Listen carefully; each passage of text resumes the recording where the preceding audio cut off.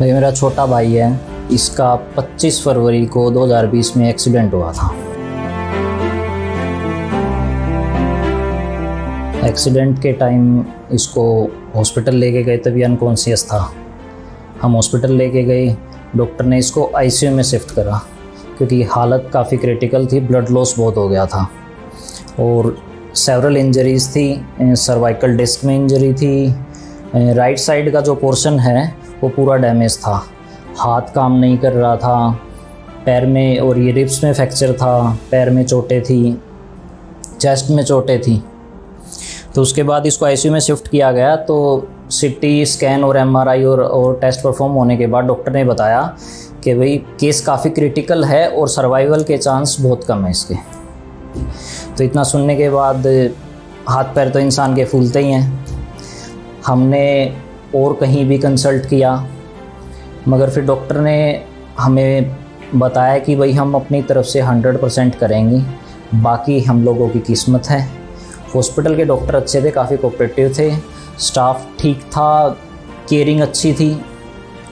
इसको 14 दिन के लिए आईसीयू में रखा गया, जिसमें से 12 दिन ये अनकॉन्शियस था, ऑक्सीजन पे था, ये वेंटिलेटर और फुली ऑक्सीजन पे था। वेंटिलेटर जब इसका हटाया गया तो मतलब उसके बाद ये होश में आया था। होश में आने के बाद स्टेबल नहीं था, हाथ पैर बहुत ज़्यादा चलाता था, उठ के भागने की कोशिश करता था।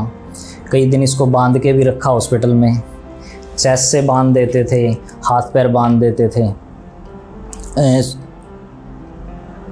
16 मार्च को हमें ये डिस्चार्ज कर दिया गया, हम घर चले गए। ठीक था हमारा पेशेंट, राइट साइड में दिक्कत थी, चल नहीं पाता था, बोलने में थोड़ी सी थी क्योंकि ट्रिकोस्मी हुई थी। तो 2 अप्रैल के बाद इसने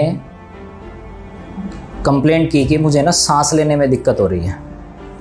हम डॉक्टर के पास गए, डॉक्टर ने मेडिसिन लिख दी, मेडिसिन लेके वापस आ गए। 7 अप्रैल को इसको सांस लेने में इतनी दिक्कत हो गई कि हमें इमरजेंसी में इसको हॉस्पिटल लेके जाना पड़ा। तो डॉक्टर ने फिर इसके टेस्ट किए तो उससे पता लगा कि जो सांस की नली होती है ना और जो बोलने की तारें होती हैं, दोनों में प्रॉब्लम है इसके। और डॉक्टर, टेक्निकल टर्म तो मुझे पता नहीं, मगर डॉक्टर ने जितना बोला था कि ग्लोटिक और सब ग्लोटिक में दिक्कत है इसको। वो रास्ता इसका 85%, जो सांस की नली का रास्ता होता है, 85% ब्लॉक हो गया था।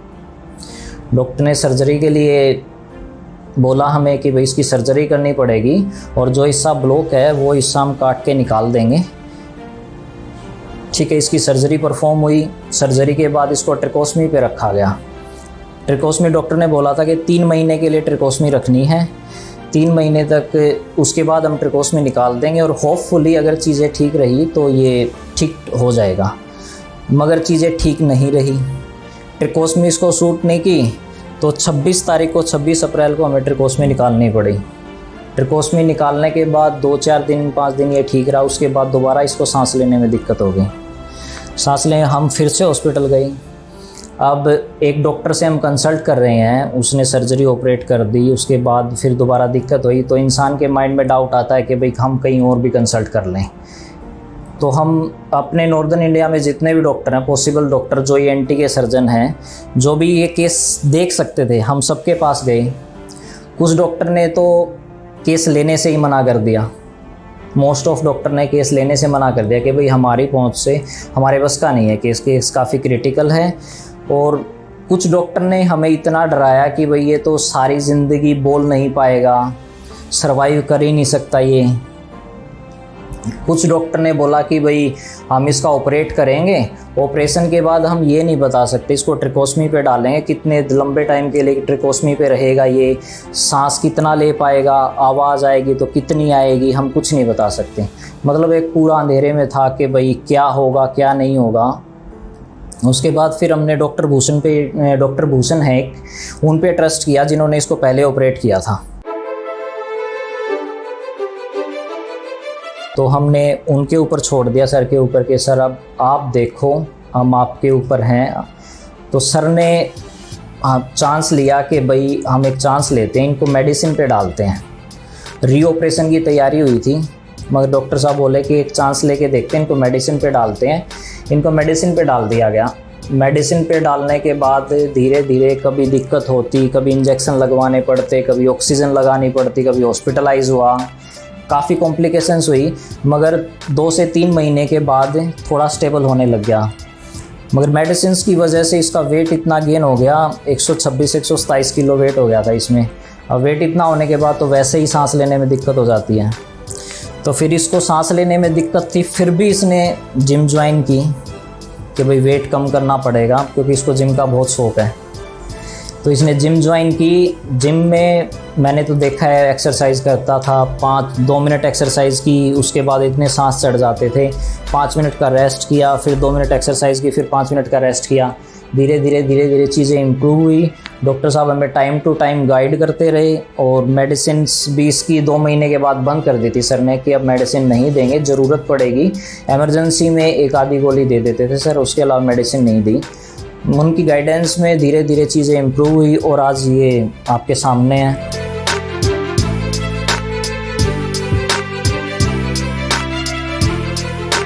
अगर डॉक्टर भूषण नहीं होते तो मुझे नहीं लगता कि हमारा पेशेंट ठीक हो पाता, क्योंकि हम जहाँ भी गए वहाँ से हमें यही बोला गया था कि भाई ये ठीक नहीं हो सकता, इसको ये दिक्कत रहेगी, ये तो लाइलाज बीमारी है, इस बीमारी का कोई इलाज ही नहीं है, ये आज ठीक हो जाएगी, क्या पता फ्यूचर में 2 महीने ठीक रहे, 4 महीने ठीक रहे, उसके बाद दोबारा से हो जाएगा ये।